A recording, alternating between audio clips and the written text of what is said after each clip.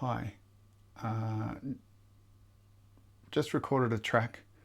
The links here, there, over there.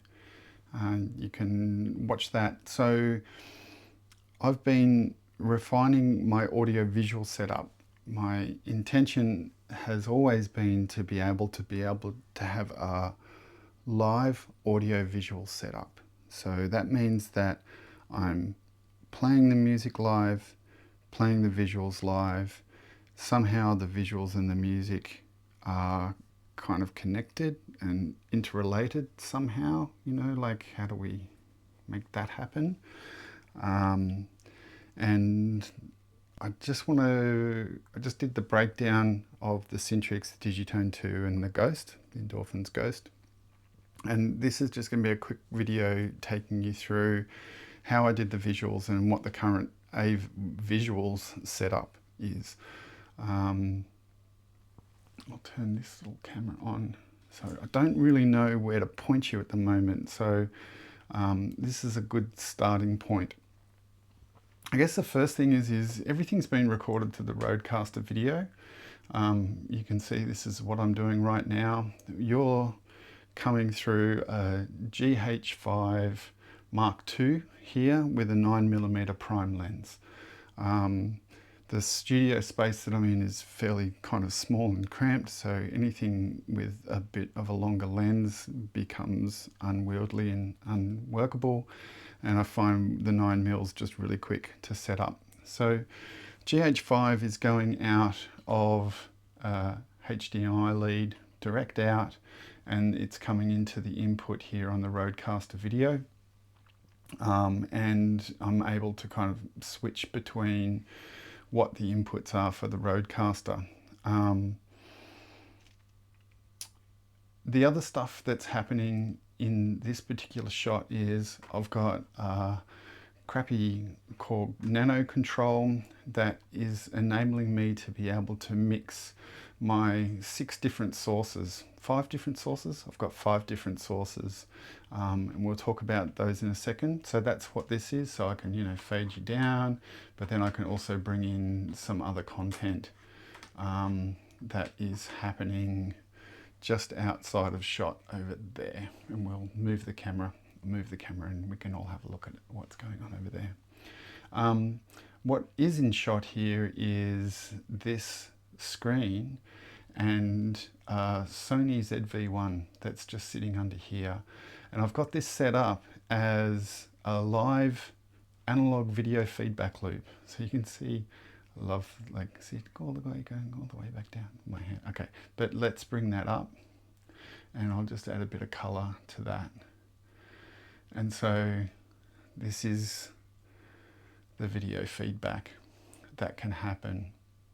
And I've got, because this is all being routed through Resolume as well over here in the MacBook Pro, I do actually have a mask capability that I can mask that video feedback with a number of different sort of geometric animations, and we'll have a look at that over there in a second. So you can see that because I've got no audio going at the moment, they're audio reactive animations. So let's just press play.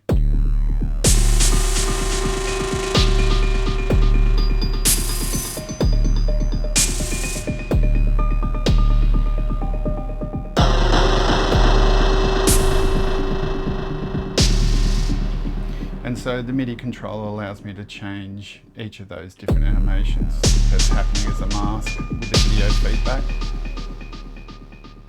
And then, yeah, if I bring that down, you can just see that video feedback situation happening. And I'll move in a second, but the ZV1 has just got HDMI out directly. That's heading over into this little amazingly cheap, like $30 from eBay, USB 3 HDMI to USB adapter. It'll work really good. Like I went, oh, $30, I bet you it's crap, it doesn't work, but it actually just works really well.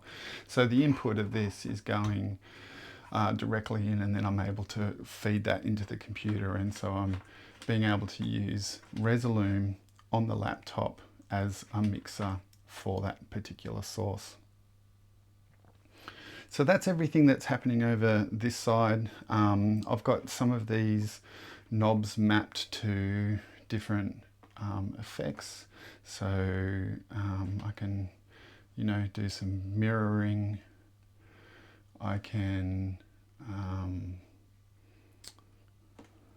kaleidoscope stuff, weird kind of tunnel distortions. I think I've got some glitch effects in here somewhere. Oh yeah, find edges. I don't think I've got anything mapped on that. And then just like a hue and saturation on one, just kind of for extra sort of boosty color, techno color, psychedelic funness. Cool. Okay, so that's everything that's happening over here. I'm going to just in time, jump over to this little bit here, and let's come a little bit closer, because I've got a couple of different sources happening here. If I can get that in focus for you. I've got two things. Maybe that's a little bit too close. Yeah, that's a bit better. I've got this Epson document reader. I think I've kind of spoken about this before on some other videos. Runs at 12 frames per second, comes in at 720, and it's kind of just got like a nice low res sort of stutter to it. And when we jump back over, and I can show you, I'll mix that in and we'll have a look at that. And then I've also got this Celestron video microscope that's happening. It's so rude and naughty, I'm so sorry. Because what I've been doing is I've been playing movies that I've been finding on archive.org. I did like a horror search. This particular movie is called Virgin Witch, and it's this kind of, mid-70s sort of exploitation. This lady wants to be a model, and so, they put her boobies out. So I'll just keep blocking that as we go. And what the microscope's doing is just kind of grabbing this sort of moving texture that's a very, very small section of the screen, but it's just adding this sort of constantly changing landscape of a pixel grid that's happening. And it's nice having these two things here because they kind of are interlinked. So when, the camera shot's moving or panning or changing, the pixel movement is kind of interlinked in some sort of way. I've got a really big database of clips that I've taken from archive.org and other places, but I'm just kind of happy using this. It's a little bit random. I've been using TV news sources like game shows, stuff from archive.org, and just letting that randomness sort of feed into what's happening in the AV space. Let's just jump back over to here for a second.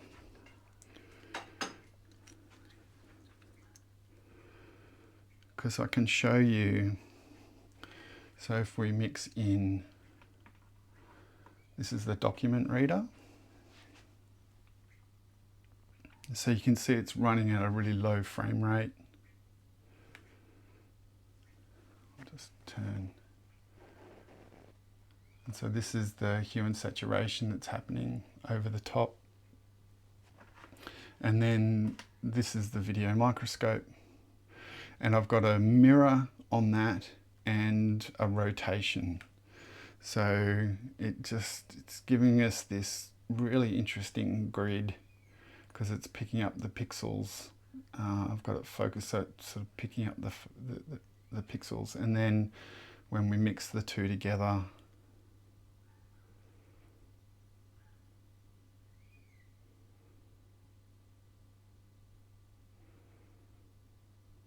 so they have this relationship, and it's kind of just kind of works for me. Bring the mirror in.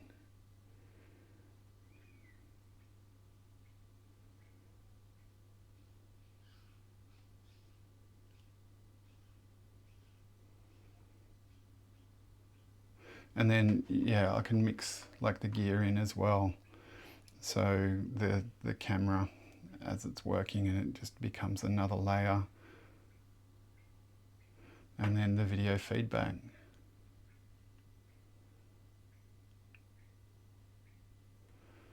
And then if we bring in the mask and then put some sound on it.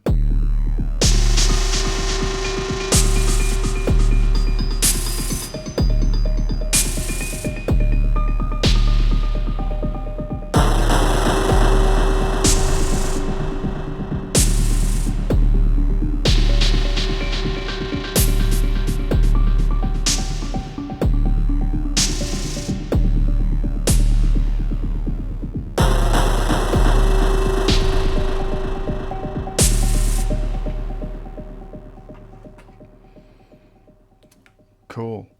All right, so let's just do one more movement and have a quick look at Resolume. I'm sure there's a screen capture process that I could be doing for you to make it easier, but let's just run with this at the moment. So quickly, here's all the different layers. So the RodeCaster video I've got set to 1, which is just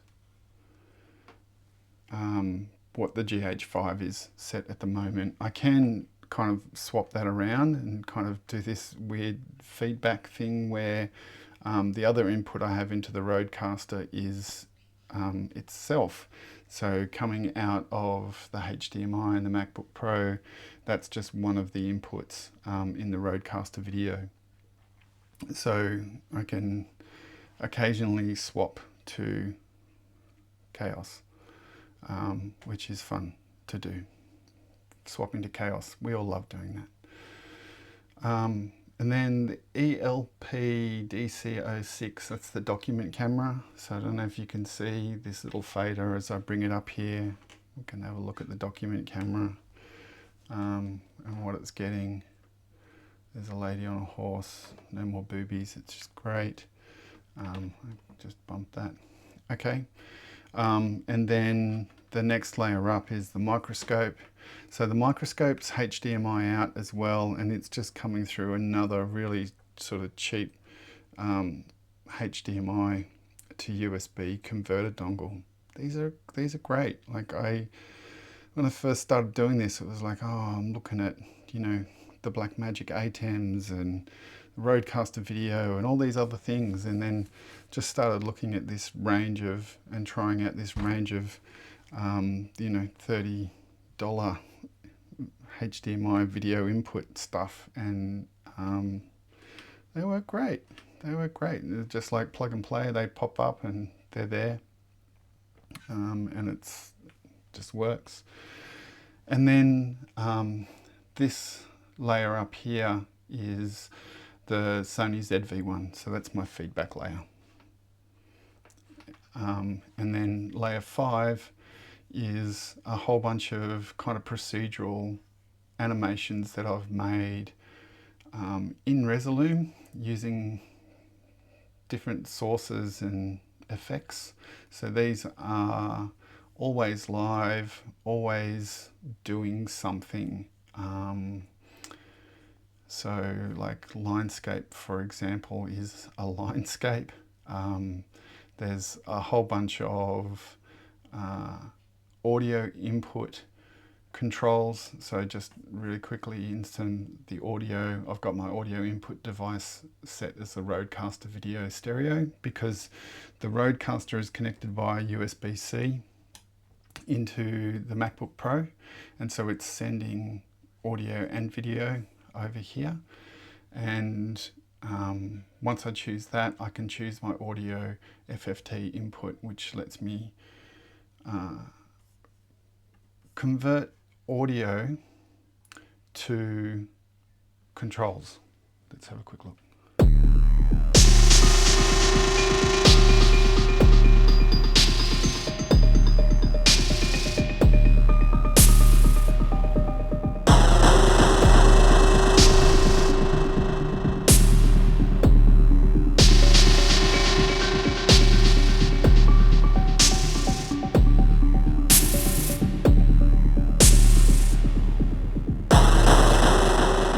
Cool, what are we talking about? Oh yeah, okay, so Linescape goes into a kaleidoscope. I've got these other things that, and a transform, and that's kind of it. So just letting the Linescape create these morphing mandalas that are audio reactive. So it's that point of being able to connect the two elements, the sound and the vision, together to get it to react.